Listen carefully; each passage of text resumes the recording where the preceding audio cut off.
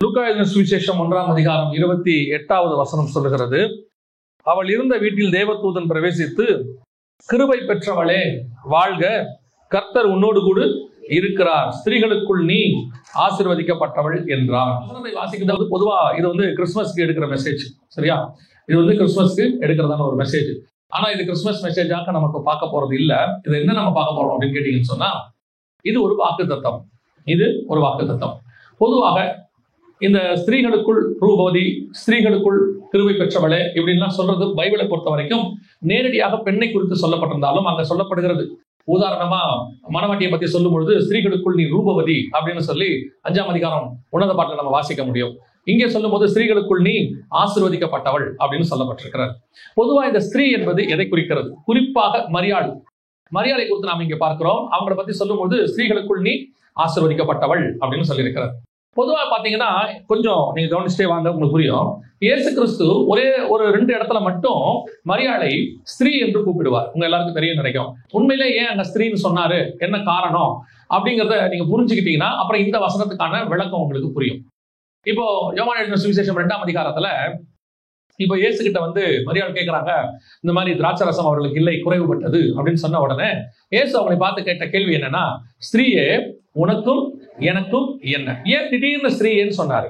இப்ப நீங்க அந்த 2ஆம் அதிகாரம் இந்த அற்புதம் நடந்து முடியும் 10-11 வசனங்களுக்கு அப்புறம் நீங்க பாருங்க, அங்க வசனம் சொல்லும், இயேசு தன் தாயாகிய மரியாளுடன் அப்படின்னு அந்த இடத்துல இருக்கும். அந்த ஸ்திரீயினுடன் அப்படின்னு இருக்காது. இயேசு தன் தாயாகிய மரியாளுடன் இன்னும் சில காலம் அந்த பட்டணத்தில் தங்கி இருந்தார் அப்படின்னு வசனத்துல இருக்கும். அப்படின்னா அந்த பர்டிகுலர் இடத்துல மட்டும் ஸ்திரீன்னு சொல்றாரு. மிச்ச எல்லா இடத்துலயும் அவங்க என்ன செய்யல, ஸ்திரீன்னு சொல்ல. அதே மாதிரி பாத்தீங்கன்னா ஒரு சில இடங்கள்ல தாயினே சொல்வார். அவங்கள பார்த்து சொல்லும் போது தாயின்ற வார்த்தை யூஸ் பண்றாரு. அப்படின்னா ஏன் அந்த இடத்துல மட்டும் ஸ்திரீ அப்படின்னு சொன்னாரு அப்படின்னு பாத்தீங்கன்னா, இவங்க திராட்சரசம் கேட்கறாங்க. கானாவூர் கல்யாணத்துக்கு பின்னாடி இருக்கக்கூடியதான ஆவிக்குரிய சத்தியம் அது. அவங்க யூதர்களுக்கு திராட்சரசம் கேட்கறாங்க. திராட்சரசம் என்பது உடன்படிக்கை. ஏன் இவங்கிட்ட கேட்கறாங்க? நீங்க நல்லா கவனிச்சு பாருங்க. இயேசு கிறிஸ்து என்ன பந்தி விசாரிப்புக்காரரா? இல்ல இயேசு கிறிஸ்து அதுக்கு முன்னாடி அற்புதம் செய்திருக்கிறாரா? வசனம் சொல்லுது அதுதான் முதலாம் அற்புதம் அப்படின்னு இருக்கு. இயேசு அதுக்கு முன்னாடி அற்புதமே செய்யல. ஏன் இவர்கிட்ட திராட்சரசம் கேட்கறாங்க? இவங்களுக்கு திராட்சரசம் இல்ல அப்படின்னா ஆவியானவர் ஏவுகிறார், போய் திராட்சரசம் கேளு அப்படின்னு சொல்லி. திராட்சரசம் என்பது எதற்கான அடையாளம்னா உடன்படிக்கைக்கான அடையாளம். இப்ப இயேசு சொல்றாரு ஸ்திரீயே. ஸ்திரீங்கிறது எதை குறிக்குது அப்படின்னு கேட்டா சபை, சர்ச். இப்போ ஆதியாகமத்தின் புஸ்தகம் 3ஆம் அதிகாரம் நீங்கள் 15வது வசனத்தை வாசிக்கும் பொழுது அந்த இடத்துல ஒரு தீர்க்க தரிசனம் சொல்லப்பட்டிருக்கிறது. என்ன சொல்லப்பட்டிருக்குன்னா, உனக்கும் ஸ்திரீக்கும் உன் வித்துக்கும் அவள் வித்துக்கும் பகை உண்டாக்குவேன் அப்படின்னு இருக்கிறது. இது என்ன ப்ராபசினா, உனக்கும் சபைக்கும், சபையின் வித்து இயேசு கிறிஸ்து. சபையின் வித்து யாரு? ஸ்திரீகளின் வித்தா பிறந்தவர் இயேசு. அந்த இடத்துல சர்பத்தின் வித்து என்பது அந்தி கிறிஸ்து. சோ அது ஒரு தீர்க்க தரிசனம். அப்ப ஸ்திரீ என்பது சபையை குறிக்கிறது. அந்த சபைக்கு அடையாளமா ஸ்திரீயின் வித்தா தான் இயேசு பிறந்திருக்கிறார். அதனாலதான் அந்த அம்மா அங்க நிக்கிறாங்க. அந்த அம்மா கேட்கறாங்க, இவங்களுக்கு திராட்சரசம் வேணும் அப்படின்னு உடன்படிக்கை கேட்கறாங்க, யூதர்களுக்கு கேட்கறாங்க. அதனாலதான் இயேசு அந்த அம்மாவை பார்த்து ஒரு வார்த்தை சொன்னாரு, ஸ்திரீயே உனக்கும் எனக்கும் என்ன? ஏன்னா நீ யூதர்கள் சபையா நிக்கிற, நீ என்ன கேட்கிற சொல்லிட்டு இயேசு சொன்னாரு, என் வேலை இன்னும் வரவில்லை. ஆனா யோவான்ல பாருங்க, அந்த திராட்சரசத்தை எடுத்து கொடுக்கும் போது வேலை வந்தது என்று அறிந்து அவர் திராட்சரசத்தை எடுத்து கொடுத்தார் அப்படின்னு இருக்கும். இன்னொரு இடத்துல சொல்வாரு, வேலை வந்தது என்று சொல்லி திராட்சரசத்தை எடுத்து கொடுத்தார். அப்ப இயேசு இங்க கானாவூர் கல்யாணத்துல வேலை வரவில்லைன்னு சொன்னது எதுனா, கம்யூனியன் கொடுக்கிறது, ராபோஜனம் கொடுக்கிறது. அதைத்தான் கேட்கிறாங்க அந்த அம்மா, எனக்கு திராட்சரசம் கிடைக்குமா, யூதர்களுக்கு கிடைக்குமா? அப்ப இந்த அம்மா இவர் இந்த வார்த்தையை சொல்லிட்டார், உனக்கும் எனக்கும் என்ன? நியாயப்பிரமாண சபைக்கும் திராட்சரசத்துக்கும் என்ன கிடையாது, சம்பந்தம் கிடையாது. இது புதிய ஏற்பாட்டு சபைக்குரியது, என் வேலை இன்னும் வரவில்லை அப்படின்னு உடனே இந்த அம்மா கோச்சிக்கிட்டுல போயிருக்கணும். அடுத்து இந்த அம்மா ஒரு வார்த்தை என்ன சொன்னாங்கன்னா, அவர் உங்களுக்கு என்ன சொல்லுகிறாரோ அதோட அர்த்தம் என்னன்னா, அதுக்கு முன்னாடி சுத்திகரிப்பு நடந்துச்சு, கல்யாணத்துக்குள்ள போயிருக்கான், எல்லாம் சுத்திகரிப்பு பண்ணிட்டு. அது என்ன முறைமையின்படினா, மோசேயின் முறைமையின்படி. எல்லாம் எப்படி போயிருக்கிறான்?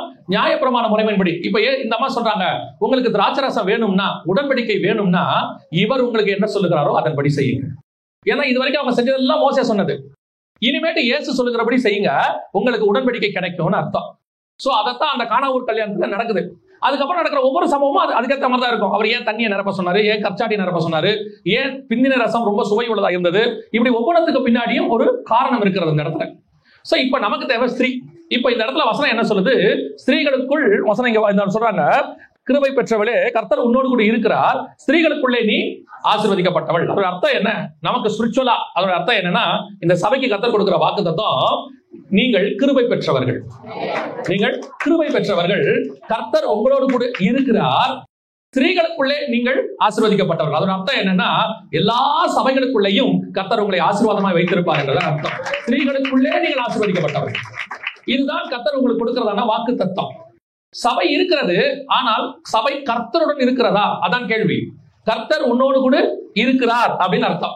இன்னைக்கு சபை இருக்கு, அநேக சபைகள் இருக்குது. எல்லா சபையிலும் கர்த்தர் இருக்கிறாரா? கர்த்தர் சபைக்கு உள்ளே இல்லைங்கிறதுக்கு வசனம் நிறைய இருக்குது. கர்த்தர் இல்லைன்றதுக்கு என்ன இருக்கு? வசனம் நிறைய இருக்கு. இப்போ நீங்க 3ஆம் அதிகாரம் வெளிப்படுத்தின விசேஷம் 20ஆம் வசனத்தை வாசிச்சு பாருங்க. வசனம் சொல்லுது, அவர் வாசப்படியில் நின்று கதவை தட்டுகிறார். அப்படின்னா அவர் எங்க போயிட்டாரு? சபைக்கு உள்ள இல்ல, சபைக்கு வெளியே நிற்கிறார்னு அர்த்தம். அப்படிதானே இருக்கு. எசேக்கியேல் புத்தகம் 8ஆம் அதிகாரம் 6ஆம் வசனத்தை வாசித்து பாருங்க. வசனம் சொல்லுது, மனுபுத்திரனே, இவர்கள் செய்கிறதை காண்கிறாயா? என் பரிசுத்த ஸ்தலத்தை விட்டு என்னை தூரமாய் போகும் பண்ணும்படியான காரியத்தை இந்த ஜனங்கள் செய்கிறார்கள், இஸ்ரவேல் வம்சத்தார் செய்கிறார்கள் இருக்கு. சோ சபைக்குள்ள தேவன் இருக்கிறாரா? கர்த்தர் உன்னோடு கூட இருக்கிறார். அந்த இடத்துல வசனம் சொல்லுது, கிருபை பெற்றவளே, சபையே நீ கிருபை பெற்றவள். உங்களுக்குள்ளே கர்த்தருடைய கிருபை ஒன்று இருக்கிறது. அந்த கிருபையில உங்களுக்கு ஒரு நிச்சயம் இருக்குது. என்ன இருக்கு தெரியுமா? கர்த்தர் உன்னோடு கூட இருக்கிறார். இது ஒண்ணுதாங்க ரொம்ப இம்பார்ட்டன்ட் வாழ்க்கையில, ஆவிக்குரிய வாழ்க்கையில. நம்ம கூட கர்த்தர் இருக்கிறாராங்கிறத செக் பண்ணிட்டே இருக்கணும் எப்பவும். நம்ம ஓடும் போது பல நேரத்துல கர்த்தர் கூட இருக்கிறாரா நமக்கு தெரியாது. இப்ப பாருங்க, இஸ்ரவேல் ஜனங்கள் கிளம்பி வந்தாங்க எகிப்துல இருந்து. வரும்போது தேவன் கூடவே வந்துகிட்டு இருந்தாரு. அப்புறம் 32, 33ஆம் அதிகாரத்துல அவங்க வந்து தப்பு செஞ்சிடறாங்க. செஞ்ச பிறகு ஆண்டவர் வார்த்தை சொன்னாரு, இனி நான் உங்களோடு கூட வரமாட்டேன், ஒரு தூதனை அனுப்புறேன்னு சொல்றாரு.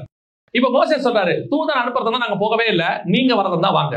அப்போ தூதனும் கூட வர முடியும், கர்த்தரும் வர முடியும். யார் வர்றாங்கிறத இப்ப முக்கியம். பல சபைகளுக்கு கர்த்தருடைய கிருபை இருக்கிறது, ஆனால் கர்த்தர் இருக்கிறாரா? கர்த்தர் இப்போ சவுல் கிட்ட கர்த்தருடைய கிருபை இருந்துச்சு, ஆனா 38 வருஷம் ராஜாவை வச்சிருந்தாரு. ஆனா கர்த்தர் கூட இருந்தாருன்னா இல்ல, பிசாசு கூட இருந்துச்சு. பிசாசா கூட இருந்துச்சு. வசனம் சொல்றது, கர்த்தரால் ஏவப்பட்ட ஒரு ஆவி அவனுக்குள் வந்தது. இப்ப ஆனா அவர் ராஜாவா தான் இருக்கிறான், இஸ்ரவேலுக்கு ராஜாவாக இருக்கிறார். அதைத்தான் நான் உங்களுக்கு சொல்கிறேன். பல நேரத்துல கர்த்தர் நம்மோடு கூட இருக்கிறாரா என்று நாம் ஆராய்ச்சி பண்ணிக்கொள்ள வேண்டும்.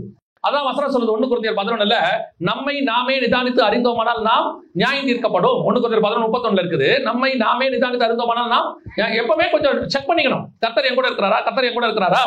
நிறைய பேருக்கு ஒரு எண்ணம் என்ன, நான் சர்ச் போறேன், ஆண்டவர் வந்து தசம காணிக்கெல்லாம் கொடுக்குறேன், வாரம் போயிட்டு வரேன், கர்த்தர் கூட இருக்கிறார். கர்த்தர் கூட இருக்கிறார் என்பதை நீங்கள் கணக்கு பண்ணக்கூடாது. கர்த்தர் சொல்லணும், நான் உங்க கூட இருக்கிறேன்னு. நாம சொல்லிட்டே இருப்போம், கர்த்தர் கூட இருக்கிறாருன்னு. சிலர் அபிஷேகம் கூட பெற்றுவாங்க, அந்நிய பாஷையெல்லாம் பேசுவாங்க. அந்நிய பாஷை பேசின பிறகு கூட கர்த்தர் அவங்களை விட்டு போயிடுவாரு. நீங்க எபிரேயர் கிரந்தத்துல வாசிக்கும் போது ஆண்டவர் சொல்றாரு, இனி வரும் பலன்களை அறிந்து பரிசுத்த ஆவியை பெற்று பின்வாங்கி போவானால் மீட்கப்படுவது கூடாத காரியம் இருக்கு. அதுக்கப்புறமா கர்த்தர் போறதுக்கு வாய்ப்பு இருக்கு. அப்போஸ்தலனாக அழைக்கப்பட்டவன் தான் யூதாஸ் காரியர். கர்த்தர் அவனை விட்டு போய்விட்டார்னு இருக்குது. சாத்தான் உள்ளே புகுந்தான் இருக்கு. நம்மகிட்ட எப்பவுமே ஒரு கன்ஃபர்மேஷன் இருந்துட்டே இருக்கணும், கர்த்தர் கூட இருக்கிறாரா, கர்த்தர் கூட இருக்கிறாரா. பல நேரத்துல எனக்கு ஆண்டவர் சொல்லி கொடுக்கிறது, இந்த கழுதைக்கு முன்னாடி நிறைய விரிச்சாங்க. எருசலேமுக்குள்ள வரும்போது கிளைகள் எல்லாம் உடைச்சு போட்டாங்க, துணியெல்லாம் விரிச்சாங்க, எல்லாம் பண்ணாங்களாம். கழுதை நினைச்சுக்கிச்சா எல்லாமே யாருக்கு தான் போடுறாங்க, நமக்கு தான் போட்டுக்கிட்டு இருக்காங்க அப்படின்னு. ஒரு அரை மணி நேரம் கழிச்சு பார்த்தா கழுதைய ஒரு வயலும் மதிக்கல. கழுதைய ஒரு வயலும் மதிக்கல. போட்ட துணி இருக்கு, உடைச்சு போட்ட கிளை இருக்கு, எல்லாம் இருக்கு, ஒரு வயலையும் காணோம். இந்த கழுதை நினைக்குது, இப்ப என்ன அப்ப வந்த மாதிரியே தானே இப்போ வந்தேன், நான் போயிட்டு இருக்கிறேன், ஏன் யாரையும் காணோம்? ஒண்ணு தெரிஞ்சுக்கணும், அவங்க கிளைய உடைச்சு போட்டது, துணியை விரிச்சது எல்லாமே கழுதைக்காக இல்ல, கழுதை மேல உட்கார்ந்து இருக்கிறவருக்காக. மேல உட்கார்ந்து இருக்கிறவர் கூட இருக்கிற வரைக்கும் தான் கழுதைக்கு மரியாதை. மேல இருக்கிறவர் கீழே இறங்கிட்டாருன்னா எந்த கழுதைக்கு இங்க மரியாதை இல்ல. ஜனங்களும் கொண்டாந்து துணியை விரிச்சிருவாங்க, கிளைய உடைச்சிருவாங்க, ஒரே சந்தோஷம். ஏன்னா உடைச்சு போடுறதெல்லாம் பார்த்த உடனே கழுதை நினைச்சுக்கோ, இத்தனை நாளைக்கு இருந்தோம், ஒரு நாள் கூட நமக்கு இவ்வளவு சாப்பாடு யாரும் கொடுத்தது இல்ல, ஒரு நாள் கூட இவ்வளவு கிளையை உடைச்சு யாரும் போட்டதில்ல, எவ்வளவு கிளை, சாப்பிட முடியாத அளவுக்கு ஆசீர்வாதம் அப்படின்னு நினைச்சுக்கிச்சு கழுதை. ஆண்டவர் சொல்றாரு, இறங்காம பாத்துக்கோ, நான் இறங்கிட்ட நீ தொலைஞ்ச. கர்த்தர் கூட இருக்கிறாரா என்பதை செக் பண்ணிட்டே இருக்கணும். பல நேரங்களில கர்த்தர் கூட இருக்கிறத நம்ம செக் பண்றது இல்ல, நினைச்சுக்கிறோம். சிம்சோன் கிட்ட இருக்கிற பெரிய குறைய என்னன்னா, பரிசுத்த ஆவி வரும்போது அவனுக்கு தெரியும், அவன் மேல கர்த்தருடைய ஆவியானவர் வரும்போது அவனுக்கு தெரியும், ஆனா ஆவியானவர் போகும்போது அவனுக்கு தெரியாது. ஒரு தடவை ஆவியானவர் இறங்கும்போது சொல்றான், ஆவியானவர் என் மேல் இறங்கினார், ஒரு கழுதை தாடையை வச்சு அத்தனை பேர் அடிச்சு உடைச்சிட்டான், முடிஞ்சிச்சு. இன்னொரு தடவை ஆவியானவர் இறங்கினார், இப்பவும் சொல்றான், 2 கதவை ஒட்டச்சு எல்லாம் பண்ணி அப்படியே எல்லாம் செய்யறான். சரி, போன தடவை கர்த்தர் இறங்கினார், இந்த தடவையும் கர்த்தர் இறங்கினார், நடுவுல எப்போ போனார்? புரியுதா? இப்ப இறங்கினார், 2வது தடவையும் இறங்கினார், நடுவுல எப்போ போனார்? இறங்குறது சிம்சோனுக்கு தெரிகிறது, ஆனால் போகிறது சிம்சோனுக்கு தெரியவில்லை. இன்னைக்கு நிறைய ஊழியங்களிலும் நிறைய விசுவாசிக்கிட்டையும் நிறைய ஆவிக்குரிய சபைகளையும் இதுதான் பிரச்சனை. இறங்கும் போது தெரியுது, ஆவியானவர் இறங்குறாரு. அப்படியே உங்களுக்கு தெரியும் நினைக்கிறேன். நல்ல ஆவியில நிறைஞ்சு அந்நிய பாஷை பேசி கையை தட்டி எல்லாம் ஓகே ஃபைன், ஆவியானவர் இறங்குறாரு. அடுத்த தடவை திருப்பியும் ஆவியானவர் இறங்குறாரு. எப்ப போனார்? நடுவில் எப்ப போனார்? அப்போ நம்ம கிட்ட அதை செக் பண்ணிட்டே இருக்கணும். ஆவியானவர் இருக்கிறாரா, எனக்குள்ள இருக்கிறாரா? அதனாலதான் பாவம் செஞ்ச உடனே தாவீது ஓடி போய் சொல்றான், உங்களுடைய ஆவியை என்னை விட்டு எடுத்து விடாதீங்க. 51 சங்கீதத்துல சொல்றான், என்னுடைய ஆவியை என்னை விட்டு எடுத்துறாதீங்க. ஏன்? அவனுக்கு தெரிஞ்சு போச்சு, ஆவியானவர் போகிற நிலைமைக்கு நான் வந்துட்டேன். இதுதான் சவுலுக்கும் தாவீதுக்கும் உள்ள வித்தியாசம். தன் மேல் உள்ள அபிஷேகம் போனது சவுலுக்கு தெரியவில்லை. 2வது வருஷமே கர்த்தர் சொல்லிட்டாராம், கர்த்தர் உன்னை தள்ளினார்னு சொல்லி. ஆனா சவுலுக்கு தெரியல பாருங்க. 38 வருஷம் தெரியாமே இருந்திருக்கிறான். 38 வருஷம் தெரியாமே இருந்திருக்கிறான். அப்படியே அவன் ராஜாவா இருந்திருக்கிறான். ஆனால் தாவீதுக்கு ஒரு பாவம் செஞ்ச உடனே தெரிஞ்சிருச்சு, கர்த்தர் போயிட்டாரு. தீர்க்கதரிசி வந்து சொன்ன உடனே அவனுக்கு தெரிஞ்சிருச்சு, இல்ல மிஸ்டேக் நடக்குது, இந்த கர்த்தர் கூட இருக்கிறார் அப்படிங்கிறது ரொம்ப முக்கியம். அடுத்து கர்த்தர் கொடுக்கிற வாக்குத்தத்தம் என்ன? அப்படி கூட கர்த்தர் உங்க கூடவே இருந்தார்னா எல்லா சபைகளுக்குள்ளேயும் கர்த்தர் உங்களை ஆசீர்வதிக்கப்பட்டவராக வைப்பார். இதான் ஆசீர்வாதத்துக்கு வழி. இன்னைக்கு ஆசீர்வாதத்துக்கான வழி தெரியாம தான் நம்ம தவிச்சுட்டே இருக்கிறோம். ஆசீர்வாதம் எப்படி சபை ஆசீர்வாதமா இருக்கும்? சபை எப்படி வளரும்? யோர்தானை கடந்து வரும்போது கோலும் கையுமாய் வரும்பொழுது ஒரு சிலரை தவிர வேற யாருமே இருந்திருக்க மாட்டார்கள். கொஞ்சம் பேர் தான் இருந்திருப்பாங்க. அப்பதான் கர்த்தர் வாக்கு பண்றாரு, நீ ஆசீர்வதிக்கப்பட்டவனா இருப்ப. சில நேரத்தில் ஆண்டவர் சொல்லும் போது நம்மளால நம்ப முடியாது. சில ஆசீர்வாதங்களை கர்த்தர் கொடுக்கும்போது நம்மளால என்ன செய்ய முடியாது? வாக்குத்தத்தத்தை கொடுக்கும்போது நம்மளால என்ன செய்ய முடியாது? நம்ப முடியாது. இப்போ மரியாள் அதே மாதிரி கேட்கறாங்க பாருங்களேன். அவரு ஒரு வார்த்தை கேட்கறாங்க, வாசிங்க. 34வது வசனம் வாசிங்க. லூக்கா 1:34. அதற்கு மரியாள் தேவதூதனை நோக்கி, இது எப்படி ஆகும்? அப்ப என்ன அர்த்தம்? எப்பா நீ எனக்கு ஒரு வாக்குத்தத்தம் சொல்ற. 32ல இருந்து 30ல இருந்து 34 வரைக்கும் வாக்குத்தத்தம் கொடுக்கிறார். எல்லா வாக்குத்தத்தத்தையும் மரியாள் கேட்டாங்க. அவன் எப்படி ஆசீர்வாதமா இருப்பான், என்ன குழந்தை பிறக்கும், குழந்தை எப்படி இருக்கும், எல்லாம் கேட்டு முடிச்சிட்டாங்க. எல்லா வாக்குத்தத்தத்தையும் கொடுத்த பிறகு மரியாளுக்கு ஒரு சந்தேகம் இருக்கு, இது எப்படி ஆகும்? சான்ஸே இல்லப்பா. ஏன்? எனக்கு இன்னும் புருஷனே தெரியாது, நியமிக்கப்பட்டிருக்கான் ஒருத்தன், நான் இன்னும் புருஷனோட சேரவே இல்லை, எப்படி எனக்கு குழந்தை பிறக்கும்? இது சாதாரணமாய் நாம் கேட்கக்கூடியதான ஒரு கேள்வி. ஆவிக்குரிய விதத்துல யோசிச்சு பாருங்க.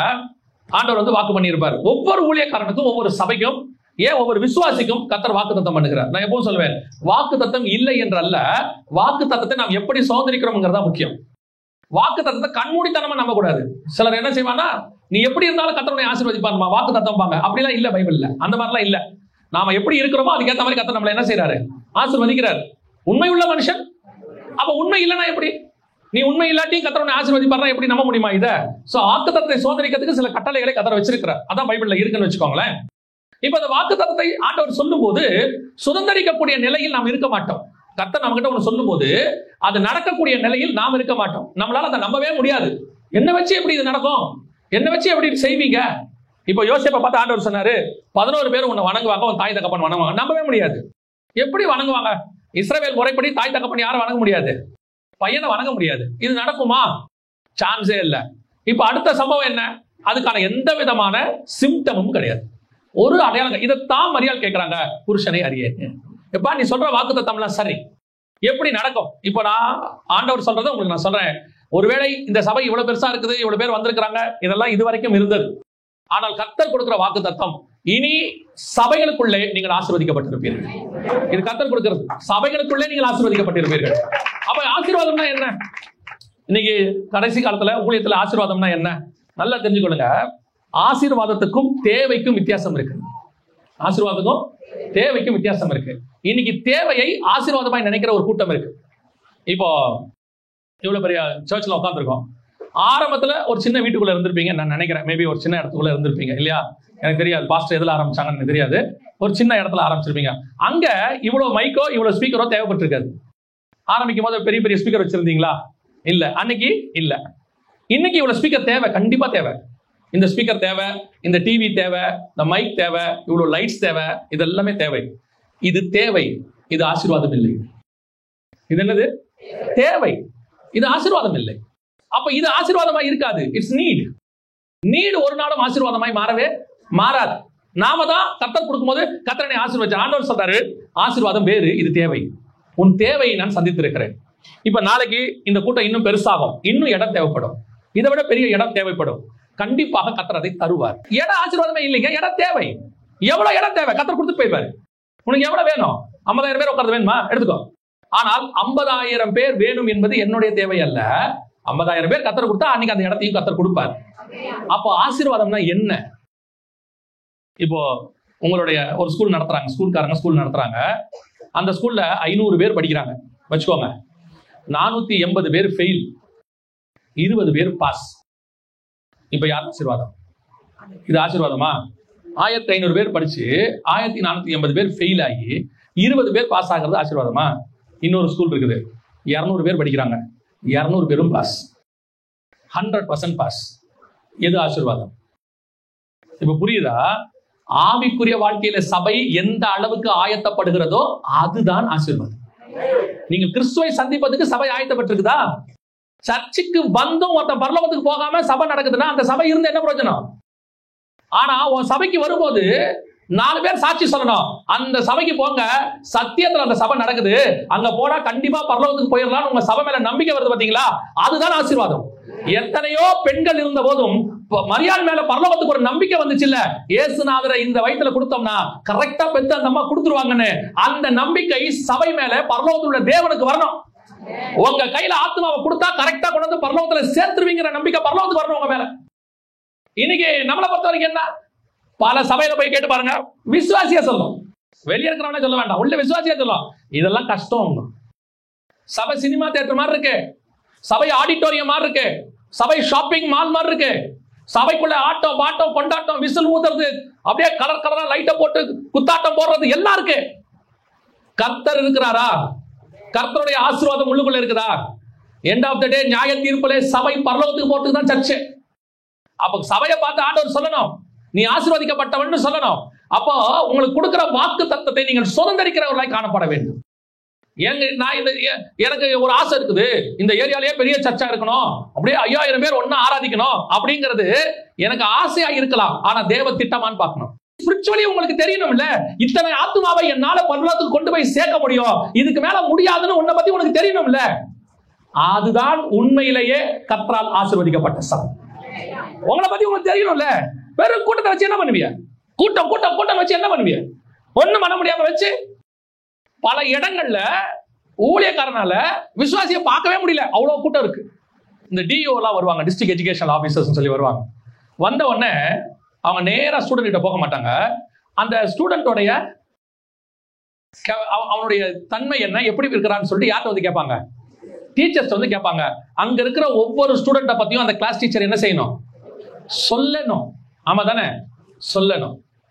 ஒரு வார்டுக்குள்ள டாக்டர் வந்த உடனே அந்த வார்டு இன்சார்ஜ் ஒரு நர்ஸ் இருப்பாங்க. அந்த நர்ஸ் கிட்ட கேட்பாரு ஒரு பேஷண்ட்டை பத்தியும். அந்த பேஷண்ட்டை பத்தி அந்த நர்ஸ் என்ன செய்யணும்? சொல்லணும். இவருக்கு போட்டாச்சு சார், இன்ஜெக்ஷன் போட்டாச்சு, இவருக்கு ட்ரிப்ஸ் போட்டிருக்கு, இவருக்கு இந்த மெடிசன் கொடுத்துருக்கு, இவருக்கு தாங்கும், இது நாளைக்கு டிஸ்சார்ஜ் பண்ணிடலாம், இது தேரவே தேராது. அந்த நர்ஸ் கரெக்டா என்ன செஞ்சிருவாங்க? சொல்லுவாங்க. ஆமா தானே? அப்ப தேவன் வரும்போது கணக்கு கேட்பார் தானே. மெய்ப்பனுக்கு ஆடை பத்தி தெரிந்திருக்க வேண்டும். ஒரு மெய்ப்பனுக்கும் அந்தந்த ஆடுகளை குறித்து அறிந்திருக்க வேண்டும். He must know about his, அந்த ஆட்டை குறித்து எல்லா விஷயத்தை தெரிஞ்சிருக்கணும்ல. எனக்கு தெரியாதுன்னா என்ன அர்த்தம்? You are fail. நீங்கள் இப்போ சொல்றேன், உங்க சபை கர்த்தருக்குள் ஆசீர்வதிக்கப்பட்டிருக்க வேண்டும் என்று சொன்னால் லிமிடெட் வெர்ஷன் தான் கரெக்ட். அன்லிமிட்டெட் என்னைக்குமே ஆபத்து. சாப்பாடா இருந்தா கூட சரி, அன்லிமிட்டெட் சாப்பிட்டீங்க முடிஞ்சீங்க. லிமிட்டடா சாப்பிட்டு போனீங்கன்னா நல்லது. சாப்பிடும் போது தெரியாது, ஒரு நாள் வரும் இடதுபுறமும் வலதுபுறமும் பல்லுக்கி பெருக்கி, அதான் ஆசீர்வாதம். இந்த வாக்கு தத்துவம் உடம்புக்கு உள்ளது அல்ல, இந்த வாக்கு தத்துவம் வேறு ஒன்றுக்குரியதுன்னு தெரியுது இல்ல. அதே மாதிரி உங்களுக்கும் தெரியணும், சபை எண்ணிக்கையில் பெருகுவது முக்கியம் அல்ல, சபை ஆவியில பெருகணும், ஆவிக்குரிய வாழ்க்கையில வளரணும். நீ எத்தனை சபைகளுக்கு நடுவில் இருந்தாலும் நீ ஆசீர்வதிக்கப்பட்டவனா இருக்கணும். என்ன தெரியுமா? மரியாள் வந்து அந்த இடத்துல ஆசீர்வதிக்கப்பட்டதுக்கு என்ன காரணம்? பெரிய ராஜா விட்டு பொண்ணுன்றதுக்காகலாம் இல்ல. அந்த இடத்துல பரலோகம் உன்னை செலக்ட் பண்ணிடுச்சு. நீ ஏழை குடும்பமாக இருந்துட்டு போ மரியாள், அதெல்லாம் ஒரு பிரச்சனையுமே கிடையாது. ஏன்னா மரியாள் ஏழை குடும்பம் தான், புறா குஞ்சு தான் கொண்டு போய் பலி கொடுத்தாங்க. ஏழை குடும்பமா இருந்துட்டு போ, என்ன வேணா இருந்துட்டு போ மரியாள். ஆனா உன்னை நான் செலக்ட் பண்ணிருக்கேன். எதுக்கு தெரியுமா? உன்னை கோடீஸ்வரி ஆக்கிறதுக்கு அல்ல, ராஜாவை பெற்றெடுப்பதற்காக உன்னை நான் செலக்ட் பண்ணிருக்கேன். இன்னைக்கு அதுதான் சர்ச். சபை என்பது கோடீஸ்வரர்களை உருவாக்குற இடம் அல்ல, இயேசு ராஜாவுக்கு மனவாட்டிகளை உருவாக்குகிற இடம். நீ மனவாட்டியா மாறணும். இந்த வாக்கு தத்தங்கள் எதுவும் பூமிக்குரிய ஆசீர்வாதத்தை சுதந்திரிப்பதற்காக கொடுக்கப்படவே இல்லை. இந்த வாக்குத்தத்தங்கள் அத்தனையும் வானத்துக்குரிய ஆசீர்வாதத்தை சுதந்திரிப்பதற்காக கொடுக்கப்பட்டது. அப்ப பூமியில எனக்கு ஆசீர்வாதமே இல்லையா? இப்போ சொல்றேன், பூமியில இருக்கிறதுக்கு பேர் ஆசீர்வாதம் இல்லை, நீட், தேவை. உங்களுக்கு ட்ரெஸ் தேவை, கர்த்தர் கொடுக்கிறார். ஒரு நாள் உங்களுக்கு சைக்கிள் தேவைப்பட்டது, கர்த்தர் கொடுத்தார். டூ வீலர் வண்டி தேவைப்பட்டது, கர்த்தர் கொடுத்தார். ஒரு நாள் வந்து கார் தேவைப்பட்டது, கர்த்தர் கொடுத்தார். இது எல்லாமே நீடு. இப்ப எப்படி கார் ஆசீர்வாதமா மாறும்? ஒரு நாள் வரும், உனக்கு என்ன தேவையோ அதை பரலோகம் கொடுக்கும். புரியுதா உங்களுக்கு? பரலோகம் கொடுக்கலன்னு திருப்பி சொல்ல, need is different from blessing. இப்ப என்ன பண்ணிட்டாங்க கடைசி காலத்துல, உங்கள் நீட பிளெஸிங்கா மாத்திட்டாங்க, ஆசீர்வாதமா மாத்திட்டு அந்த தேவையே ஆசீர்வாதம் ஆசீர்வாதம் சொல்லி சொல்லி சொல்லி நீங்கள் எது ஆசீர்வாதம்ன்றதை தெரியாம போயிட்டீங்க. ஸ்திரீகளுக்குள் நீ ஆசீர்வதிக்கப்பட்டவள் அப்படின்னா என்ன அர்த்தம்? Not about the world. உலகத்துல இருக்கிற எந்த ஸ்திரியை விட மரியாதை ஆசீர்வதிக்கப்பட்டாங்க சொல்லுங்க? மரியாதை ஆசீர்வதிக்கப்பட்டாங்க. இன்னைக்கு மரியாதை ஆசீர்வாதமா இருக்காங்களா இல்லையா? உலகத்துக்கே மரியாதை என்னவா இருக்கிறாங்க? ஆசீர்வாதமா இருக்காங்க. எந்த விதத்துல? எந்த விதத்துல? பணக்காரங்களா ஆனதுனாலயா? அவங்க பணக்கார ஆனாங்களா? இல்ல. வீடு வாங்கினதுனாலயா? இல்ல. இஸ்ரவேல் தேசத்தை சுதந்திரிச்சதுனாலயா? இல்ல. அவங்க எதுல ஆசீர்வாதமானாங்க தெரியுமா? இயேசுவை பெற்றெடுத்ததுனால. அந்த பிளெஸிங் தான் உங்களுக்கு எனக்கு இருக்குங்கிற. இப்படி இருக்கும் பொழுது உலகத்தில் தேவையையும் அவர் சேர்த்து கொடுப்பதற்கு வல்லமை உள்ள தேவனாக இருக்கிறார். இதையும் தருவார். இப்ப என்ன தராம விட்டுட்டாரு நமக்கு? எந்த ஆசீர்வாதத்தை கர்த்தர் இல்லைன்னு சொல்லி இருக்கிறாரு? இல்ல ட்ரெஸ் கொடுக்காம விட்டாரா? சாப்பாடு கொடுக்காம விட்டுட்டாரா? போதுங்கிற அளவுக்கு தான் சாப்பாடு கொடுத்திருக்காரு, போதுங்கிற அளவுக்கு தான் ட்ரெஸ் இருக்கு. ஒரு 4 செட்டாவது இருக்கா இல்லையா? பீரோவை திறந்தா இருக்குதானே? அங்கங்க 2 செட் இல்லாதவங்களுக்கு மத்தியில கர்த்தர் 4 செட்டு கொடுத்திருக்கிறாரு. ஒரு காலத்தில் அடுத்த வேளை சாப்பாடு இல்லாமல் நாம் இருந்தோம். ஒரு காலத்துல போட்டிருக்க ட்ரெஸ்ஸும் துணி ஒண்ணு காஞ்சிட்டு இருக்கும், ஒண்ணு போட்டிருப்போம். அந்த அளவுல இருந்தா கர்த்தர் நம்மை கொண்டு வந்தார். நான் சொல்லுவேன், தைரியமா சொல்லுவேன், கரண்ட் இல்லாத வீட்டுல வாசல்ல படுத்திருந்தோம், உள்ள படுக்க முடியாது. அந்த இடத்துல இருந்தால் கர்த்தர் என்னை கூட்டிட்டு வந்தார். இன்னைக்கு எனக்கு கர்த்தர் கொடுத்திருக்கிறது அபிரிதமானது. இன்னும் ஆண்டவர்கிட்ட அதை கொடுங்க, இதை கொடுங்க. இப்படி திருப்பி ஆண்டவர் சொல்றாரு, நீ எல்லா சபைகளுக்குள்ளேயும் ஆசீர்வாதமா இருக்கணும்னா உலக பிரகாரமா கணக்கு பண்ணாத. நீங்க யோசித்து பாருங்க, மோசே எகிப்தில் இருக்கும் போது ஆசீர்வதிக்கப்பட்டானா, வனாந்திரத்துக்கு வந்த பிறகு ஆசீர்வதிக்கப்பட்டானா? அதுதான் ஆசீர்வாதம். அங்க வந்தா எகிப்தில் இருக்கும் போது அவன் கொலகாரனா இருந்தான். வனாந்தரத்துக்கு வந்த போது 5.5 லட்சத்துக்கும் மேற்பட்டவர்களை வனாந்தரத்திலிருந்து பரலோகத்துக்கு நேராக, கானானுக்கு நேராக நடத்துகிறவனை காணப்பட்டான். எது பிளெஸிங்? அதான் பிளெஸிங். இன்னைக்கு நாம் சபை, எல்லா சபைகளுக்குள்ளேயும் உங்கள் சபை ஆசீர்வதிக்கப்பட்டிருக்கணும்னா, உங்க சபை மேல ஒரு மரியாதை வரணும்னா, ஒரு மதிப்பு வரணும்னா, நீங்க எதுல உயர்ந்திருக்கணும் தெரியுமா? கர்த்தருக்குள் உயர்ந்திருக்கணும், வசனத்துல உயர்ந்திருக்கணும். எந்த மூலையில இருக்கிறவனும் சொல்லணும், அந்த சர்ச்சுக்கு போங்க, அங்க சத்தியம் இருக்குன்னு சொல்லணும். நான் சொல்றேன், சத்தியம் உங்களிடத்தில் இருக்குமானால் எந்த மூலையில இருந்து ஜனங்கள் உங்கள் சபையை நோக்கி ஓடி வருவார்கள். காரணம், இது சபை சத்தியத்துக்கு பஞ்சகாலம். இது சத்தியத்துக்கு பஞ்சகாலம். ஆமோஸ் 8:11 வாசிக்கிறோம் இல்லையா? ஆகார குறைவினால் உண்டாகிய பஞ்சமும் அல்ல, தண்ணீரினால் உண்டாகிய தாகமும் அல்ல, கர்த்தருடைய வசனம் கேட்க கிடையாத பஞ்சத்தை அனுப்புவேன்னு கர்த்தர் சொன்ன அந்த தீர்க்க தரிசனம் நிறைவேறுகிற காலம் இது. உங்ககிட்ட மட்டும் சத்தியம் இருந்துருச்சுன்னு வச்சுக்கோங்க, எங்க இருக்கிறவங்களும் வருவாங்க. யங்ஸ்டர்ஸ் ஊழியத்துக்கு வரும்போது அதான் இப்ப சொல்றேன், அநேக யங்ஸ்டர்ஸ் வராங்க. பெரியாள் ஆகணுன்றதுக்காக ஊழியம் பண்ணாதீங்க. ஊழியம் பெரியாள் ஆகிறதுக்காக பண்றது இல்ல. ஊழியம் என்பது சர்வெண்ட், சர்வ் பண்றது. எஜமானுக்கு சேவை செய்வதற்கு வந்திருக்கிறோம். இங்க நான் பெரியாள் ஆவதற்கு ஊழியத்துக்கு வரவில்லை, அவர் பெருகவும் நான் சிறுகவும் வேண்டும், அதுக்குதான் ஊழியத்துக்கு வந்திருக்கிறேன். இன்னைக்கு நிறைய பேர் ஊழியத்துக்கு வர்றதே ராங் டைரக்ஷன், ராங் டைமென்ஷன் அல்லது ராங் மோட்டிவேஷன். என்னது? நான் ஊழியத்துல பெரியாள் ஆகணும். ஆகாத. கர்த்தரை பெரியாளாக்கு, கர்த்தர் நாமத்தை மகிமைப்படுத்து. உன்னை பேரை பெருமைப்படுத்துவதை அவர் பார்த்துக் கொள்வார், அது அவருடைய வேலை. ஆண்டவர் சொல்றாரு, உன்னை ஸ்திரீகளுக்குள் ஆசீர்வதிக்கப்பட்டவளை மாத்துவேன், எல்லா சபைகளுக்குள்ளேயும் உன் சபையை ஆசீர்வதிக்கப்பட்ட சபையா மாத்துவேன். உலக பிரகாரமாய் அல்ல, உலக பிரகாரமான தேவை சந்திக்கப்படும். அந்த தேவை குறைவில்லாமல் கிடைக்கும். நமக்கே தெரியும் தானுங்க, ஒரு 10 பேர் வந்துட்டாங்கன்னா கொஞ்சம் இடத்தை எக்ஸ்டெண்ட் பண்ணணும், 2 சேர் வாங்கணும். நமக்கே தெரியும் தானே? பரலோகத்துல இருக்கிற தேவனுக்கு தெரியாதா? தெரியும் தானே? ஒரு 4 பேர் கூட வந்தா அரிசி கூட போடணும் தெரியும் தானே? நமக்கே தெரியும் போது பரலோகத்தின் தேவனுக்கு தெரியாதா? எண்ணிக்கையை கொடுக்கிற தேவன் இடத்தையும் கொடுக்க வல்லமை உள்ளவர் இருக்கிறார். நீ இடத்துக்கு ஊழியம் பண்ணாத, தேவனுக்கு ஊழியம் பண்ணு, அதுதான் உங்களுக்கு ஆசீர்வாதம். அல்லேலூயா. இன்னொரு காரியத்தை மரியாதை கர்த்தர் எதிர்பார்த்தார். அதான் மரியாதை ஆசீர்வதிக்கப்பட்டதுக்கு இன்னொரு காரணம். வாசிங்க, மத்தேயு எழுதின சுவிசேஷம் 2ஆம் அதிகாரம் 13வது வசனத்தை வாசி. ஆதலால் நீ எழுந்து பிள்ளையையும் அதன் தாயையும் கூட்டிக் கொண்டு எகிப்துக்கு ஓடிப்போ. இப்ப ஆண்டவர் சொல்றார், ஆசீர்வதிக்கப்பட்டாச்சு, ஆசீர்வாதத்தின் குழந்தை பிறந்துடுச்சு, உலகத்தையே காப்பாற்ற போகிற குழந்தை பிறந்துருச்சு. இப்ப ஆண்டவர் சர்ச்சை கொடுத்துட்டாரு, உங்களுக்கு காரியங்களை எல்லாம் கர்த்தர் செஞ்சுட்டாரு. அதனால எல்லாமே பீஸ்ஃபுல்லா போகுமா? எல்லாம் பீஸ்ஃபுல்லா போகுமான்னா, திடீர்னு ஆண்டவர் சொல்றாரு யோசேப்பை பார்த்து, 1.5 வருஷம் ஆயிருக்கு, ஏறக்குறைய 1.5 வருஷம் ஆயிப்போச்சு, ஒன்னும் பிரச்சனை இல்லாம போயிட்டே இருந்துச்சு. திடீர்னு ஆண்டவர் சொல்றாரு, நீ எடுத்துட்டு பிள்ளையை தூக்கிட்டு எங்க ஓடிடு? எகிப்துக்கு ஓடிடு. அடுத்து வாசிங்க, 21வது வசனத்தை வாசிங்க. 21. பிள்ளையும் அதன் தாயையும் கூட்டிக் கொண்டு எகிப்துல இருந்து திருப்பி எங்க வந்திருக்கிறாரு? ஃபர்ஸ்ட் இஸ்ரவேல்ல இருந்து எங்க போனாரு? எகிப்துக்கு போனாரு. இப்ப எகிப்துல இருந்து எங்க வராரு? என்னங்க இது வேலை?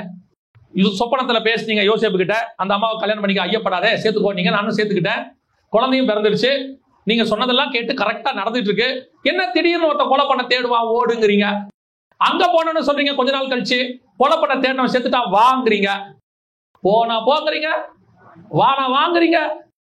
இப்ப நம்மளுடைய எண்ணம் எப்பவுமே எப்படி இருக்கும் தெரியுமா? பொதுவா நம்மளுடைய எண்ணம் எப்படி இருக்கும் தெரியுமா?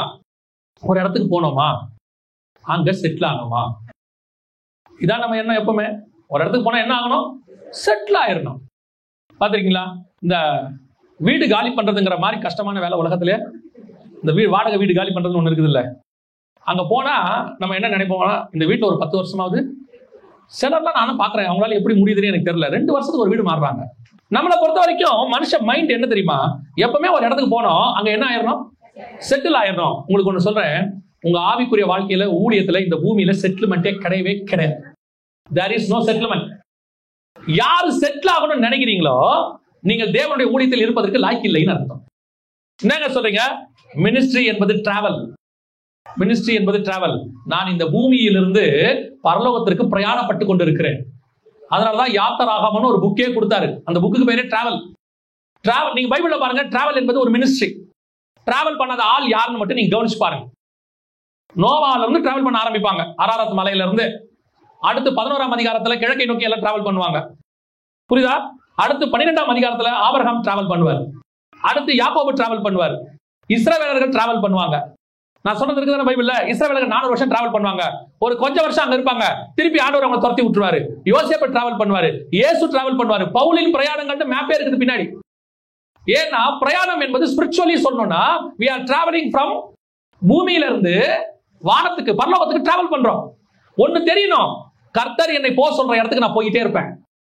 கர்த்தர் சொல்லுகிறத நான் செஞ்சுக்கிட்டே இருப்பேன். நான் ஒரு வழிபோக்கன், நான் ஒரு அகதி, நான் ஒரு பரதேசி, அந்த எண்ணம் மைண்ட்ல இருந்துட்டே இருக்கணும்.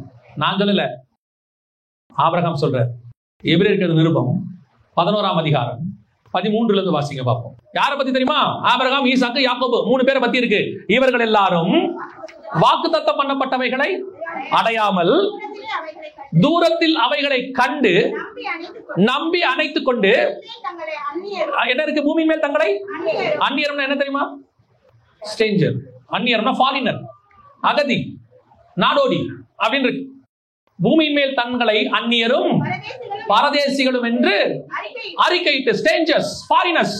நாங்கள் இந்த பூமிக்கு அந்நியராக இருக்கிறோம், நாங்கள் இந்த பூமிக்கு பரதேசிகளாக இருக்கிறோம். எங்களுக்கு ஒன்று வரப்போகிறது, அதுதான் எங்களுக்கு நிரந்தரமானது. அந்த தாட்டோட தான் ஓடணும். எதுவும் இங்க என்ன கிடையாது, நிரந்தரம் கிடையாது. we are all strangers, we are all foreigners. அந்நியரும் பரதேசிகளுமாய் இருக்கிறோம். எனக்கு ஒரு டாஸ்க் கொடுக்கப்பட்டிருக்கு, இந்த பூமிக்கு நான் வந்திருக்கிறேன். அந்த பூமியில இருக்கிற வரைக்கும் நான் செய்வேன். செஞ்சு முடிச்சனா என் ஓட்டத்தை முடித்து விட்டு எனக்கு ஒன்று நியமிக்கப்பட்டிருக்கிறது, அதை நான் வாஞ்சையாய் தொடர்கிறேன். என்ன போ சொன்னா போகணும், என்ன வா சொன்னா வரணும். நீ பவுல சொல்லுவார், ஆண்டவர் பொட்டு போவார், போயிட்டே இருப்பான். பவுல விடவா நீங்களும் நான் அந்த பூமியில பெரியாது? ஒரு கமெண்ட்ல எழுதியிருக்கிறாங்க, ஆய்வறிக்கையில உள்ள எழுதியிருக்கிறாங்க. பவுல் சொல்றாரு இல்லையா, நஷ்டமும் குப்பையும் என்று விட்டேன் அப்படின்னு சொல்றாருல்ல. அவர் எவ்வளவு விட்டார்னு எழுதியிருக்கிறாங்க. இந்திய மதிப்புக்கு இன்னைக்கு லெவலுக்கு எவ்வளவுன்னு எழுதியிருக்கிறாங்க. அது அவங்க எழுதி 10 வருஷம் ஆச்சு. இப்போ இன்னும் அதிகமா இருக்கும். எவ்வளவு தெரியுமா? குறைஞ்சபட்சம் 10,000 கோடி ரூபாய் இருக்குமா. ஏன்னா அவர் ரோமாபுரியோடைய சிட்டிசன். அவங்க அப்பா ரோமாபுரி அரசாங்கத்துல இருந்தவரா. அதனாலதான் அவருக்கு அந்த சிட்டிசன்ஷிப் கிடைச்சிச்சான். 10ஆவதுக்கு இவர் இஸ்ரேல் சிட்டிசன், டூயல் சிட்டிசன்ல இருந்திருக்கிறார். அது மட்டும் இல்லாம கமாலியத்தை படிச்சிருக்கிறார். அவர் குதிரை மேல ஏறி போய் பர்மிஷன் கேட்டா எல்லாவனும் கொடுப்பான். அந்த அளவுக்கு அவர் ஒரு போஸ்டிங்ல இருந்திருக்காரு. அந்த போஸ்டிங்ல இருந்து கமாலியத்தை படிக்கிறவரா இருந்தா இன்னைக்கு லெவல்ல குறைஞ்சபட்சம் 10,000 கோடி ரூபாயாவது சொத்து இருந்திருக்கணுமா. அதைத்தான் அவர் நஷ்டமும் குப்பையும் விட்டாருன்னு இருக்கு. இன்னைக்கு நீடு வேற. திருப்பி சொல்றேன், தேவை நம்ம அப்படி செஞ்சிருக்கிறோம். ஆனால் கவனிச்சுக்கொள்ளுங்க, எது உங்களுக்கு இருக்குதோ அது இன்னைக்கு தேவைக்காக கொடுக்கப்பட்டது. ஆனா நம்ம மைண்ட் எப்படி இருக்கணும் தெரியுமா? என்னைக்கு இயேசு என்னை எடுத்துக்கிட்டு புறப்படுன்னு சொல்றாரோ அன்று நான் புறப்பட்டு போவதற்கு தயாராக இருக்க வேண்டும். சிலருக்கு போக முடியாது. அதான் தான் இயேசு சொல்றாரு, லோத்துவின் மனைவியை நினைத்துக் கொள்ளுங்கள். இன்னைக்கு நமக்கு எல்லா ஆசீர்வாதம் கர்த்தர் கொடுத்ததுதான். ஆனால் கர்த்தருக்கென்று விடுவதற்கும் தயாராக இருக்கிறது தான் உன் ஆவிக்குரிய வாழ்க்கையினுடைய முதிர்ச்சி. கர்த்தர்கிட்ட வாங்க தெரிஞ்ச உங்களுக்கு கொடுக்கவும் தெரியணும். தேவன் கிட்ட இருந்து பிள்ளைய வாங்க தெரிஞ்ச ஆபிரகாமுக்கு அதை கொடுக்கிற தைரியமும் அவன் கையில் இருந்தது, விசுவாசம் இருந்தது. அவனுக்கு ஒரு நம்பிக்கை இருந்தது.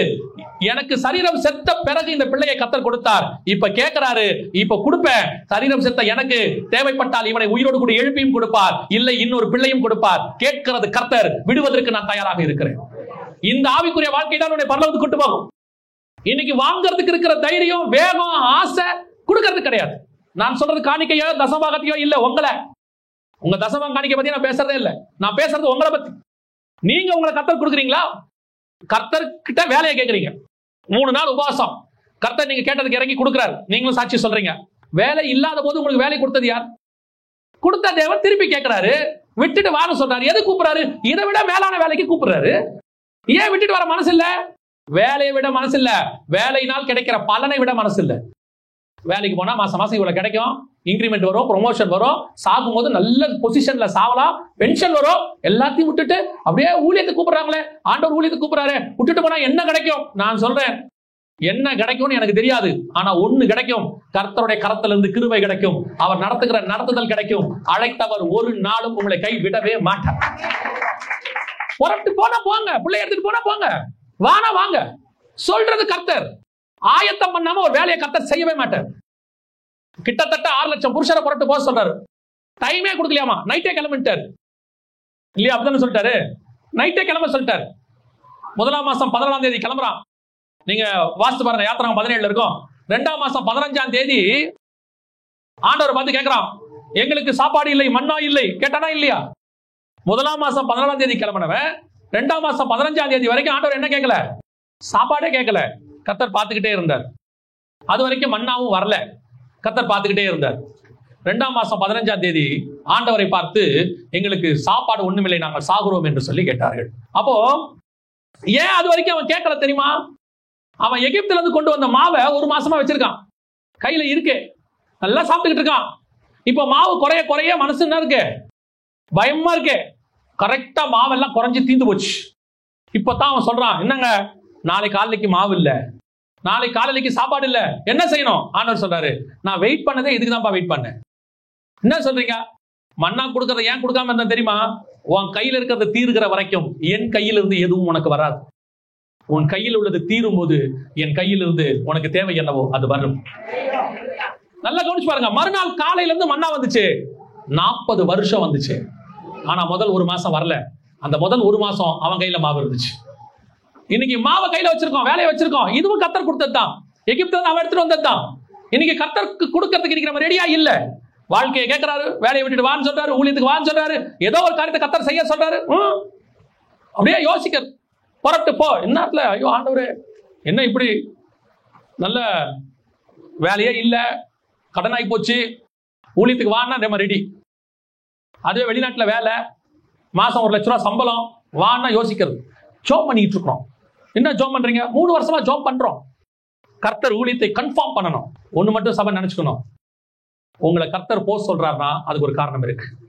உங்களை வா சொல்றாருன்னா அதுக்கு ஒரு காரணம் இருக்கு. கர்த்தர் என்ன சொல்லுகிறாரோ அதன்படி செய்யுங்க. ஆண்டவர்கிட்ட கேள்வியே கேட்காதீங்க. எனக்கு தெரிஞ்சு ஆண்டவர்கிட்ட நீங்கள் கேள்வி கேட்காம இருக்கிற வரைக்கும் நல்லது. ஏன் தெரியுமா? நமக்கு என்ன தேவை, என்ன செய்யணும், எப்படி நடத்தணும், இன்னைக்கு இல்ல, தாயின் கருவில் உருவாகும் முன்னே கர்த்தர் எல்லாத்தையும் ரெடி பண்ணி வச்சுட்டார். 400 வருஷத்துக்கு முன்னாடியே ரெடி பண்ணிட்டாராம் இஸ்ரவேலுக்கு. இன்னொரு வருஷம் சொல்லும், அவர் பூமியை ஸ்தாபிக்கும் போது இஸ்ரவேலின் புத்திரரின் எண்ணிக்கைக்கு தக்கதாக பூமியின் எல்லைகளை ஸ்தாபிச்சார். இஸ்ரவேலுக்கு எப்போ வந்தான்? 2000 வருஷம் கழிச்சு வந்தான். ஆதாம்ல இருந்து இஸ்ரவேல்னு ஒருத்தன் யாக்கோபு உருவாக்குறதுக்கு 2000 வருஷம். ஆனா அவன் வர்றதுக்கு முன்னாடியே என்ன பண்ணிட்டாராம்? அவன் வர போறான்னு சொல்லி அவனுக்கு லேண்டை ரெடி பண்ணி வச்சுட்டாராம். அந்த தேவன் தான் உங்களையும் என்னையும் அழைக்கிறார். அவர் தான் உங்களையும் என்னையும் செய்ய சொல்றாரு. அவர் தான் உங்களையும் என்னையும் ஒரு காரியத்தை செய்ய சொல்றாரு. செய்ய சொல்லும் போது தைரியமா செய்யுங்க. கொஸ்டினே கேட்காதீங்க. நான் தைரியமாய் தேவ சமூகத்திலிருந்து என்னால் சொல்ல முடியும். ஆண்டவர் என்னை ஒரு காரியத்துக்கு வேலையை விட்டுட்டு வான்னு சொல்லும் போது, ஊழியத்துக்கு சொல்லும் பொழுது எனக்கு 8 மாசம் விசா பாக்கி இருந்துச்சு. அந்த விசா முடியறதுக்குள்ள நீ கிளம்பணும்னு சொன்னார். எனக்கு உங்களை மாதிரியே தான் பயம். ஐயோ வேலையை விட்டுட்டு போனா என்ன ஆகும்? அப்ப திருமணம் ஆகி ஒரு பிள்ளை கையில இருக்கு, வேலையை விட்டு போனா என்ன ஆகும்? மாசம் சம்பளம் இல்ல, என்ன செய்ய போறோம்? ஆனா ஒண்ணு மட்டும் ஆவியானவர் சொல்லிக்கிட்டே இருந்தாரு, நீ போ, நான் உன்னை பாத்துக்கிறேன், நீ போ, நான் உன்னை பாத்துக்கிறேன். வேற ஒன்றும் சொல்ல மாட்டாரு. எப்படி பாத்துக்கிறேன்னு சொல்ல மாட்டாரு. என்கிட்ட ஒன்னும் சொல்லல, நீ போ, நான் பாத்துக்கிறேன், அவ்வளவுதான். விசா முடிகிற நேரம் வந்துச்சு. எல்லாரும் கேட்டாங்க, எக்ஸ்டெண்ட் பண்ண போறியான்னு. என்ன பதில் சொல்றதுன்னு தெரியல. சொன்னேன், இல்ல ஊருக்கு போலான்னு இருக்கிறேன். நம்ம ஆண்டவர் பேசுற விதம் இருக்கு பாருங்க. அவர் பேசணும்னு முடிவு பண்ணிட்டாருன்னா சுத்தி சுத்தி அப்படியே பேசிக்கிட்டே இருப்பாரு. எந்த பக்கம் திரும்பினாலும் அதான் இருக்கும். கடைசியா எல்லாத்தையும் எடுத்து முடிச்சுட்டு கிளம்பியாச்சு. இங்க வந்தாச்சு. வந்து இறங்கினா யாரும் ஊழியத்தை கூப்பிடல. நான் என்ன நினைச்சுக்கிட்டேன்னா, நம்மள போகும்போதே ஏர்போர்ட்ல இருந்து மினிஸ்ட்ரி கூப்பிட்டு போயிருவாங்க போல. ஏன்னா இவர் தானே கூப்பிட்டு வராரு. அப்படியே ஊழியத்தை கூப்பிட்டு போயிருவாங்க போல. ஏன்னா நமக்கு கனவு அப்படித்தானே இருக்கும். 11 மாசம் ஊழியம் கிடையாது. 11 மாசம் ஊழியம் கிடையாது. நான் ஊழியக்கார பேக்ரவுண்ட்ல இருந்து வரல. எந்த பைபிள் காலேஜும் படிக்கல. இப்பவும் சொல்லுவேன், எனக்கு படிப்பறிவுமே கிடையாது. பைபிள் காலேஜ் படிக்கல, ஒன்னும் படிக்கல. நான் உங்களுக்கு சாட்சியா, இது ஏன் சொல்றேன்னா சாட்சியா நின்னு சொல்றேன், சாட்சியாய் சொல்றேன். யாக்கோபு கோலும் கையுமாய் வந்தார், நான் பைபிளும் கையுமாக வந்தேன், அவ்வளவுதான். ஆனால் நடத்தினவர் உண்மை உள்ளவராக இருந்தார். இந்த இடத்துக்கு கொண்டு வந்து நிக்க வைத்திருக்கிறார், அவ்வளவுதான். வரும்போது பைபிள் இவ்வளவு எனக்கு தெரியாது, பைபிள் இவ்வளவு படிக்கவும் இல்லை, இவ்வளவு தெரியவும் தெரியாது. 100க்கு 100 கிருபையில் வாழ்ந்து கொண்டிருக்கிற ஒரு ஆள் யாருன்னு கேட்டீங்கன்னா என்ன மட்டும் சொல்ல முடியும். ஆண்டவர் உருவாக்க தொடங்கினார். ஆனால் ஒன்று மட்டும் நிச்சயம், வா என்று சொன்னவர் இது வரைக்கும் கை விட்டதே கிடையாது. என்னை நடத்தினவர் இது வரைக்கும் உண்மை உள்ளவராய். எனக்கெல்லாம் முன்னாடி என்ன இருக்குன்னே தெரியாதுங்க. எங்க அப்பா பாஸ்டர் கிடையாது, எனக்கு ஊழியம் கிடையாது, எதுவுமே தெரியாது. யாருக்கிட்டையும் நான் அசிஸ்டண்டாவும் இருந்தது இல்லை, ஒண்ணுமே தெரியாது. எந்த பைபிள் காலேஜும் படிக்கல. வந்து வேலையை விட்டுட்டு சென்னைக்கு வந்தார், வந்துட்டேன், அவ்வளவுதான். ஆனால் எனக்கு முன்பாக ஒருத்தர் போய்கிட்டே இருந்தார். அவர் கோணநாளவைகளை செவ்வையாக்கி வழி இதுவே என்று காண்பித்து இரும்பு கதவுகள், வெண்கல கதவுகளை முறைத்து, இரும்பு தாப்பால்களை முறித்து ஆண்டவர் கொண்டு போய் கொண்டிருக்கிறார். நான் அந்த தைரியத்துல தான் உங்களுக்கு சொல்றேன், கர்த்தர் வான்னு சொன்னா வாங்க, கர்த்தர் போன்னு சொன்னா போங்க. ஆண்டவர் ஒரு நாள் என்ன செய்யாதீங்க, ஒரு கேள்வி கேட்காதுங்க. ஏன்னா அவர் அழைக்கிறதுக்கு முன்னாடியே உங்க டிசைன் மொத்தத்தையும் ரெடி பண்ணிட்டார், அத்தனையும் ரெடி பண்ணி வச்சுட்டார், வச்சுட்டு தான் கூப்பிட்டார். உங்களை வைக்காம அவர் கூப்பிடல. தண்ணி கொடுக்கறதுக்கு கண்மலையை ரெடி பண்ணிட்டார். பகல்ல ஏசியை போட்டு விட்டாரு, மேக ஸ்தம்பம். நைட்ல ஹீட்டர் போட்டு விட்டாரு, அக்கினி ஸ்தம்பம். நடுவுல சாப்பாடு ரெடி பண்ணி வச்சுட்டாரு. எவனாவது நான் வெஜிடேரியன் கேட்டா காரையும் ரெடி பண்ணிட்டாரு, எல்லாம் ரெடி பண்ணி வச்சுட்டாரு. என்னப்பா ஒன்லி நடந்துட்டே இரு. எங்க காணனுக்கு என்ன 40 வருஷம், எத்தனை வருஷம் நடந்தா உனக்கு என்னடா? ட்ரெஸ் இருக்கா? இருக்கு. செருப்பு இருக்கா? இருக்கு. சாப்பாடு இருக்கா? இருக்கு. நட. ஏன் கொஸ்டின் பண்ற? எவ்வளவு தூரம் நடக்கணும்? நட. நான் சொல்லுவேன், தேவன் சொன்னா நடந்துட்டே இருக்க வேண்டியதுதான். ஏன் தெரியுமா? நடக்கிறது நான் அல்ல, தகப்பன் தன் தோளில் சுமப்பது போல அவர் என்னை சுமந்து கொடுக்குவார். அவர் தாங்க நடக்கிறாரு, நான் மேலதான் உட்காந்துருக்கேன். இன்னைக்கு எந்த ஊழியனும் சரி அல்லது எந்த விசுவாசியும் சரி, என்னுடைய டேலண்ட்ல நான் மேல வந்துட்டேன், என்னுடைய இதுல நான் மேல வந்துட்டேன் நீங்க நினைச்சீங்கன்னா நீங்க தப்பு பண்றீங்கன்னு அர்த்தம். ஏன் தெரியுமா? நம்மளை விட டேலண்டான எத்தனையோ பேர் வெளியே சும்மா உட்காந்துருக்காங்க. நம்மளை விட அறிவாளிகள் எத்தனையோ பேர் அங்க சும்மா உட்காந்துருக்கிறான். நம்மளை விட நல்லா வேலை செஞ்சு சம்பளம் கிடைக்காம எத்தனையோ பேர் அங்க சும்மா உட்காந்துருக்கிறான். நாம நிற்பதும் நிர்மூலமாகாமல் இருப்பதும் அவருடைய கிருபை மட்டும். அவர் நினைச்சா ஆட்டுக்கு பின்னாடி போய் புள்ளுமைய வைக்கிறவனை ராஜாவாய் மாத்த வல்லமை உள்ளவர். அவர் நினைச்சா ராஜாவா உட்கார்ந்து இருக்கிறவனை 7 வருஷம் புள்ளிமைய வைக்கவும் வல்லமை உள்ளவர். அவர் என்ன வேணாலும் செய்வார். அவர் சர்வ வல்லமை உள்ள தேவன். நம்ம வாழ்க்கையை அவர் நடத்த மாட்டாரு. நமக்கு என்ன இருக்கு? மிஞ்சி போச்சுன்னா ஒரு குடும்பம் 4 பேரு 5 பேரு 6 பேரு, அதை தாண்டி இருக்க மாட்டீங்க. எப்படி இப்போ எல்லாம் இப்ப நீங்க லிமிட்டட்ல தான் இருக்கிறீங்க. மிஞ்சி போச்சுன்னா 4 இல்ல 5 6, இதை தாண்டி இருக்க மாட்டோம். 6 லட்சம் பேரை நடத்தினவர் 6 பேரை நடத்த மாட்டாரா? போனா போங்க, வானா வாங்க. அல்லேலூயா. கர்த்தர் நடத்த வல்லமை உள்ளவராக இருக்கிறார். கர்த்தர் உங்களுக்கு கொடுக்குற வாக்கு தத்தம் நான் சொல்லி முடிக்கிறேன். கர்த்தர் உங்களுக்கு கொடுக்குற வாக்கு தத்தம் அதே வசனத்தை திருப்பி வாசிங்க, நம்ம முடிக்கலாம். லூக்கா எழுதின சுவிசேஷம் 1ஆம் அதிகாரம் 28வது வசனத்தை வாசிப்போம். அவர் இருந்த வீட்டில் தேவதூதன் பிரவேசித்து, கிருபை பெற்ற சபையே நீ வாழ்க, கர்த்தர் உங்கள் சபையுடனே இருக்கிறார், எல்லா சபைகளுக்குள்ளேயும் நீங்கள் ஆசீர்வதிக்கப்பட்டவர்களாக இருப்பீர்கள். அல்லேலூயா. விசுவாசத்தை துவக்கினவர் முடிக்கவும் வல்லமை உள்ளவராக இருக்கிறார். அல்லேலூயா. உங்களை துவக்கினவர் முடிக்கவும் வல்லமை உள்ளவராக இருக்கிறார். நம்ம ஜெபம் பண்ண போகிறோம். எல்லாரும் இந்த ஊழியத்தை ஆசீர்வதிங்க ஆண்டவரே. வானத்திலிருந்து நீங்க என்ன இவங்களுக்கு வச்சீங்களோ அதை சுதந்திரிக்கட்டும்ப்பா. இவங்களுக்கு என்ன ஆசீர்வாதத்தை வச்சீங்களோ அதை அவங்க சுதந்திரிக்கட்டும் ஆண்டவரே. என்ன நோக்கத்துக்காக அழைச்சிங்களோ அதை அவங்க சுதந்திரிக்கட்டும் ஆண்டவரே. எந்த ஓட்டத்தை அவங்க தொடங்கினாங்களோ முடிவு பரியந்தம் ஓடட்டும் ஆண்டவரே. அவர்களுக்கு விரோதமாய் உருவாக்கப்படுகிற எல்லா ஆயுதங்களும் வாய்க்காதே போவதா. இது என் ஊழியக்காரனுக்கான சுதந்திரம் என்று நீ சொன்னீர் ஆண்டவரே. ஊழியத்தின் பாதைகள் இன்னும் என்ன எல்லைகள் எல்லாம் பெரிதாக்க போறீங்களோ, இன்னும் அவரை நம்பி என்னென்ன காரியங்கள் செய்ய போறீங்களோ அத்தனையும் தந்து ஆசீர்வதிங்கப்பா ஆண்டவரே. தேவைகளை சந்திங்க ஆண்டவரே. ஒரு குறைவில்லாதபடி பாதுகாத்துக் கொள்ளுங்க. எந்த ஒரு காரியத்துக்கு முடி ஊழியக்காரர் கலங்கி தியங்கி நிற்காதபடி கர்த்தர் வேலி அடைப்பீரார். ஊழியக்காரருடைய கரங்கள் ஏந்துகிற கரங்களாய் இராதபடி கொடுக்கிற கரங்களாய் மாற்றுவீரார். உடைய மகிமையுள்ள கரத்தில் எங்களை தாழ்ந்திருக்கிறோம். வந்திருக்கிற ஒவ்வொருத்தருக்காய் ஸ்தோத்திரம். வந்த ஒவ்வொருத்தரையும் கர்த்தர் பொறுப்பெடுத்துக் கொள்ளும் ஆண்டவரே. வானத்துக்குரிய பூமிக்குரிய எல்லாவற்றையும் தந்து வழி நடத்துவீரார். உடைய மகிமை மூடிக்கொள்ளும்படி நாங்கள் ஜெபிக்கிறோம். சபைகளுக்குள் ஆசீர்வதிக்கப்பட்ட சபையாக இருக்கட்டும், சத்தியத்துக்கு பெயர் பெற்ற சபையாக இருக்கட்டும். தெசலோனிக்கேயர்களை போல, பெராயா பட்டணத்தாரை போல இவர்களும் வசனத்திலே தேர்ச்சி பெற்றவர்களை காணப்படட்டும். சபைக்குள்ளே அற்புத அடையாளங்களை கர்த்தர் செய்வீரார். தீர்க்க தரிசனத்தின் ஆவியை கர்த்தர் தருவீரார். எங்க சபைக்குள்ள ஒருத்தர் காலை வச்சுட்டு யாரும் நரகத்துக்குள்ள கால் வைக்கவே கூடாது ஆண்டவர். எங்கள் சபை பரலோகத்துக்கான கடைசி இடமாக இருக்க வேண்டும். கர்த்தரின் ஆசீர்வதிக்கும்படி நாம் ஜெபிக்கிறோம். பொறுப்பெடுத்துக் கொள்ளும், வழி நடத்தும் எங்கள் ஆண்டவர் இயேசுவின் நாமத்தில் பிதாவே.